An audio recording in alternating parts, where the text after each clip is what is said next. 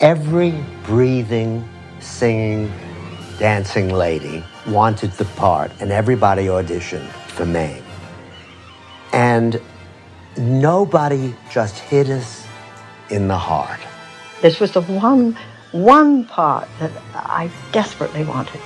I really went after it, and I'm not known for doing that, but in this instance I did. She kept calling Jerry. She was determined. That's what I love about Angela. She was determined to get that job. She wasn't about to let up. I knew that the producers didn't feel I had a big enough, strong enough name to carry a show. One of the producers looked at me and said, "Are you kidding? This is the lady who plays everybody's mother." They really weren't very interested. It's a big role. Nobody knew if she could really cut it, you know.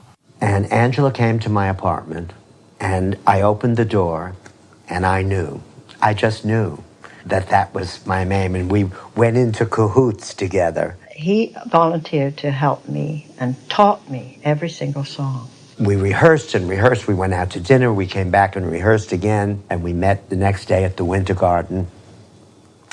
And when they said, "Ladies and gentlemen, Miss Angela Lansbury," she walked out on bare stage. It was in a darkened theater with just one little kind of work light, and a stage manager who was asked to hold the light over my face while I was singing. I snuck into the orchestra pit. And he actually played for me. Now, that was unheard of, you see, you didn't do that, so he did it secretly. I did an arpeggio, and she went, "Light the candles," and all this bunch of going crazy, trying to give a performance, you know. I tell you, if the 5 people I was sitting with didn't fall out of their seats, they almost did. And she just knocked them for a loop. She sang "It's Today" and "If He Walked Into My Life," and that was Mame. It was never, the search was over. And it worked. It really worked.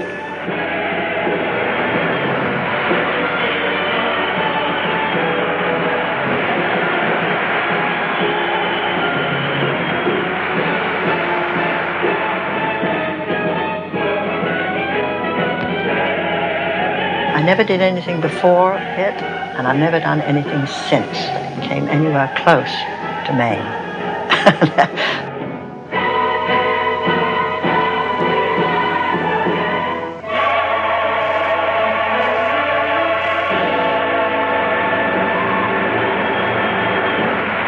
I certainly do remember when I first arrived in New York, because it was 1940, and New York was just the way I had seen it in all those black and white movies as a kid. And it was just wonderful. I mean, it was just everything I had dreamed that it would be. It was in 1966. Angela and I came out in a show that had no chandeliers and no Cadillacs on stage and no helicopters, and we both ran away with the Tonys. But I